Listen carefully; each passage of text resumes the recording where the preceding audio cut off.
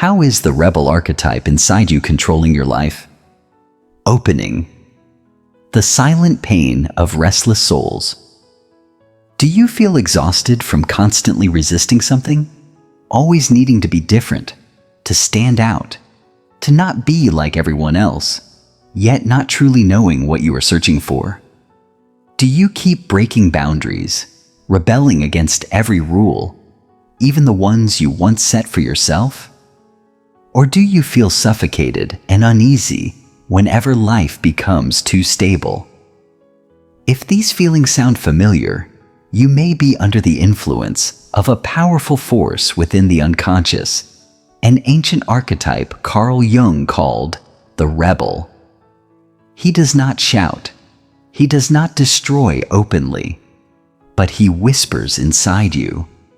Things must change. Break it.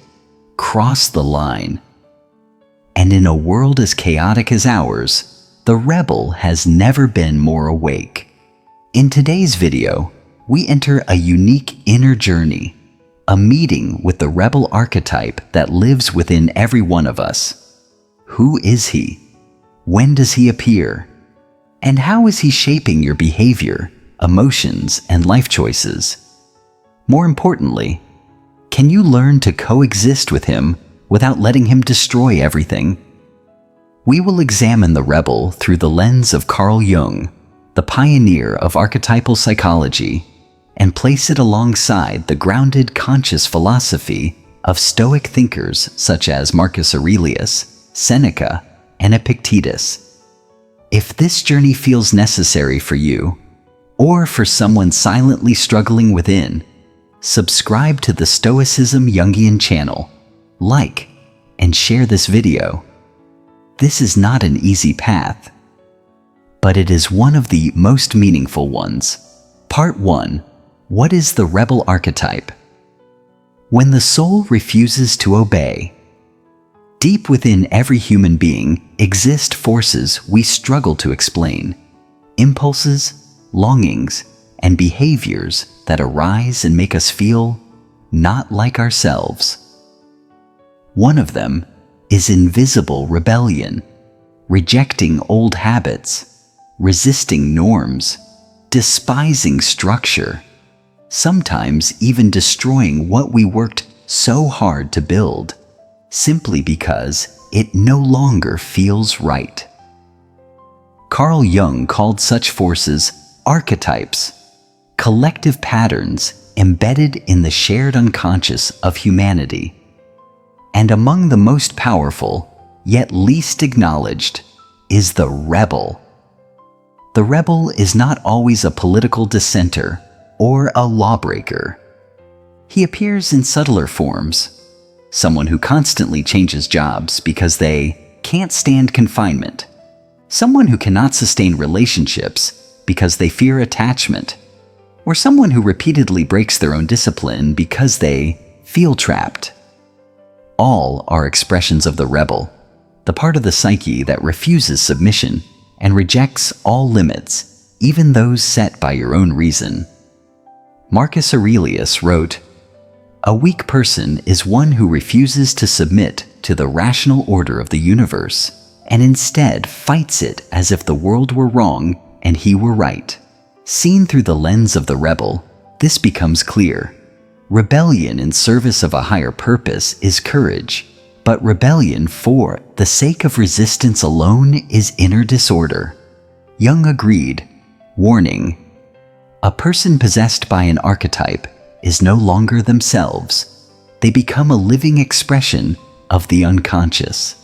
The rebel emerges most strongly after shock, betrayal, or deep disillusionment with life. He tells you, everything around you is false.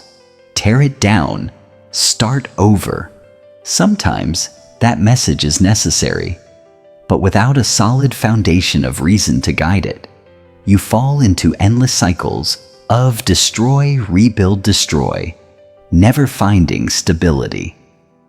Epictetus warned, "Freedom is not doing whatever you want, but not being ruled by anything." So, if the rebel controls you, through defiance, dissatisfaction, or constant opposition, you are not free. You have handed the leadership of your life to an archetype driven by instinct, not reason. The rebel is not evil. He is essential to inner evolution. Without rebellion, there is no change. Without resistance, no growth. But when unrecognized and unintegrated, he becomes a silent, destructive force, eroding direction, trust, and harmony. Jung emphasized, "What we do not make conscious becomes our fate." If you are unaware of the rebel within you, you may mistake destructive impulses for intuition, authentic emotion, or truth. But reality is often more complex. Ask yourself, have you ever ended a relationship simply because you felt controlled, even though the other person was only loving you? Have you ever rejected a good opportunity because it limited your freedom? When deep down you feared commitment to stability, have you ever abandoned what once made you happy just to chase something new, only to end up empty? If so, the rebel is operating within you. Part 2. When the rebel hides in the shadow. The role we refuse to admit. In Jungian psychology, the shadow is the part of the psyche that is hidden, rejected, or pushed out of consciousness because it does not fit the image we want to project. It may include envy, hunger for power, aggression, but also talent, desire, and strength we fear confronting. And one of the most commonly banished figures into the shadow is the rebel. We are taught to be obedient, compliant, and agreeable. Study well, behave properly, live like everyone else. So we wear a mask, the persona, to be accepted and praised. But while the persona strives to appear reasonable and moral, the rebel, if denied, retreats into the shadow, where he sabotages quietly. Many people appear proper, kind, and disciplined, until sudden explosions occur, uncontrollable rage, reckless decisions, or abandoning everything to find freedom. That is when the shadow erupts and the rebel takes control. Jung wrote, "One does not become enlightened by avoiding the darkness, and the darkest parts are often those we have long denied. Perhaps as a child, you were punished for asking questions, for being different, for challenging authority. So, you learn to suppress the rebel. But suppression is not disappearance. He survives, outside your control." Seneca warned, "Those who cannot control their emotions will soon be controlled by them." Here, the rebel is suppressed emotion. Unacknowledged, he returns as a ghost in behavior. You resist without knowing why, reject without explanation, destroy even what is good, just to feel free. The rebel in the shadow no longer creates freedom. He destroys peace. If you refuse to dialogue with him, you remain trapped in endless cycles of destruction and reconstruction. Marcus Aurelius wrote, "To govern the world, first govern yourself. To govern yourself, first recognize what governs you." So what must you do? Face the rebel within you. Do not judge or condemn him. Write down the moments you wanted to burn everything down, or run away from it all. Be honest with that impulse. Identify its roots. Have you lived too long as someone who must always be right, proper, and acceptable, forgetting your need for wildness, experimentation, and failure? Separate rebellion from self-destruction. Not all rebellion is harmful. Sometimes destruction is necessary for rebirth. Other times, it is escape. Wisdom lies in knowing the difference. bring the rebel out of the shadow. When you live truthfully with your desire for change, consciously, you transform the rebel from saboteur into ally. Epictetus said, "We cannot choose what happens, but we can choose how we respond." Choose a conscious response to your rebellion, not denial, not indulgence, but understanding, mastery, and integration. Part 3. When rebellion is self-defense, fear of control, and the hunger for freedom. Have you ever wondered why you cannot accept stability? Why, whenever life becomes calm, you feel compelled to destroy everything and start over?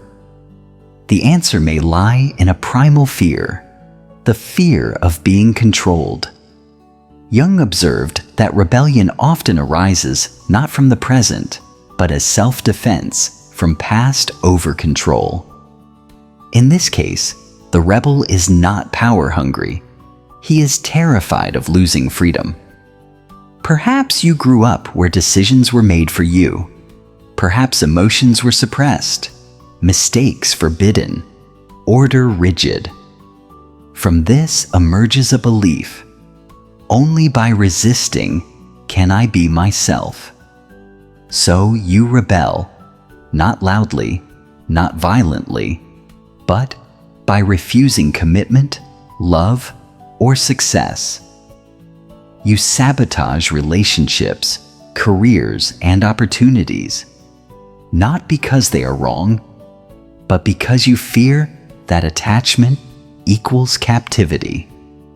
Marcus Aurelius wrote, "A free person is not one who avoids bonds, but one who is not ruled by them."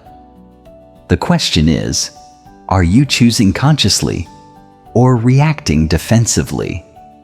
Stoicism does not deny emotion. It places emotion under the light of reason. Fear of control is natural, but if fear leads, destruction follows. Jung described the rebel as raw energy, capable of opening new paths if guided wisely, or trapping you in cycles of loneliness and collapse if not. Epictetus warned, "If one always sees commitment as bondage, one will never know connection." To free yourself from defensive rebellion, you need 3 things. First, identify where the fear of control originates. Is it a past wound? Are you seeing life through the eyes of a once restricted child? You are no longer there. You can choose again. Second, distinguish control from commitment. Commitment does not destroy freedom when built on trust. Ask, am I rejecting this because it truly does not align with me, or because I fear being bound? Third, transform rebellion into directed action. Do not suppress the rebel. Do not surrender to him. Let him become creative force, balanced by reason and compassion. Then you stop destroying to feel free, and begin building a life that is structured yet inwardly free. Part 4. The false divide between true freedom and emotional freedom. In a world that worships personal freedom, people often glorify living your truth, doing whatever you feel, and following emotion as liberation. But Jung and the Stoics warned otherwise. Not everything that feels free is true freedom. Jung called this the illusion of emotional freedom, when a person believes they are authentic, but is actually ruled by archetypes, especially the rebel. The rebel thrills you when you break commitments, cut ties, or abandon paths. Yet afterward, emptiness remains. Marcus Aurelius wrote, "True freedom is not doing what we want, but not being compelled to do what we want." Freedom lies in conscious choice. Epictetus added, "The desire to escape all constraints is itself a constraint." When emotion rules, you are not free. You are reactive. Jung did not reject emotion. He warned against its unconscious dominance. Consider this. You leave a long relationship feeling liberated. For a moment, you soar. Then confusion, loneliness, and doubt follow. Was that freedom or reaction? True freedom does not come from explosive moments, but from steady commitment to chosen values, even when inspiration fades. Seneca wrote, "Freedom is not in constant change, but in living according to one's nature. Seeing this distinction is a turning point toward wholeness." Part 5. Integrating the rebel. When breaking can become an art. We often see the rebel as something to suppress. Jung disagreed. Every archetype, even the fiercest, has a role in spiritual maturation. The rebel is not the enemy. He is a guide, if integrated. Integration means bringing the shadow into awareness, dialoguing with it, and cooperating. How do you integrate the rebel? 1. Acknowledge his existence without judgment. Admit the part of you that resists, breaks, refuses. That does not make you bad. It makes you whole. 2. Observe when the rebel appears. When judged, controlled, stagnant. Sometimes he signals misalignment, not madness. 3. Give the rebel a healthy arena. Create, write, change habits, redesign life consciously. When rebellion has space, destruction decreases. 4. Stop performing roles you have outgrown. Collapse comes when masks are worn too long. Integration is not obedience. It is directed rebellion, breaking what no longer serves, while preserving peace, reason, and compassion. Part 6. Becoming the inner leader. When reason and rebellion join hands. Who is leading your inner world? Anger, impulse, discontent, or grounded reason? Jung said, "If your inner world is chaos, the outer world will appear chaotic." Mastery is not suppression, it is placement. Stoicism offers the foundation. Marcus Aurelius wrote, "Guard your inner world like a fortress." To lead inwardly. 1. Distinguish reaction from choice. Freedom exists in the pause. 2. Know when to break and when to keep. Maturity is discernment. 3. Balance reason and emotion. Let rebellion alert, but let wisdom decide. You do not destroy the rebel. You guide him through darkness toward light. Part 7. Call to action and awakening. Freedom is not breaking, but standing firm. True freedom is not escape. It is steadiness. Marcus Aurelius wrote, "True freedom is the ability to stand firm without needing to oppose or flee." Ask yourself, what freedom am I seeking? What am I running from? What truth am I avoiding? You do not need to destroy everything to be yourself. You need courage to live what you already know is true.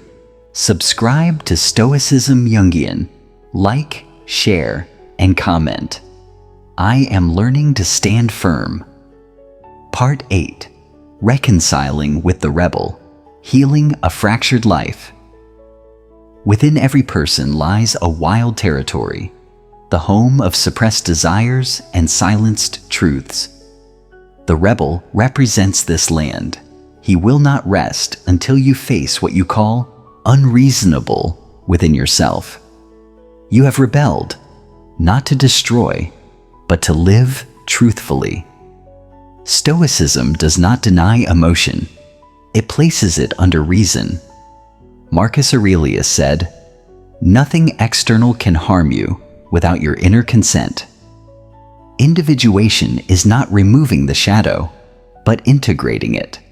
Freedom is not outside you. It is built within, choice by choice. One day at a time, you look at the rebel and say, I hear you, but this time, I will lead. Thank you for walking this inner journey. Subscribe to Stoicism Jungian to continue exploring a life where philosophy is lived, not spoken. Stoicism Empire, awakening to live truthfully, strong enough to stand still in the storm.